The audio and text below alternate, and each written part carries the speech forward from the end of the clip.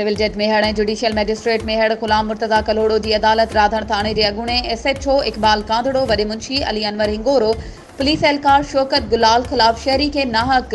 बंद रखण ऐं फुर जे इल्ज़ाम में गिरफ़्तारी वारंट जारी करे छॾिया आहिनि। अदालत शहरी नदीम अख्तर ख़ानज़ादा जी दरख़्वास्त ते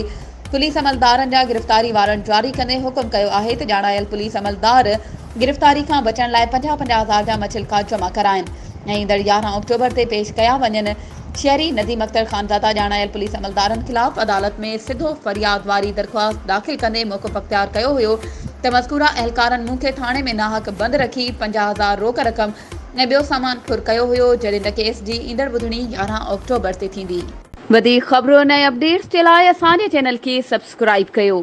ऐं हा, बेल आइकन खे प्रेस करणु न विसारिजो त जीअं असांजी हर नई अचण वारी वीडियो तव्हां ताईं पहुची सघे।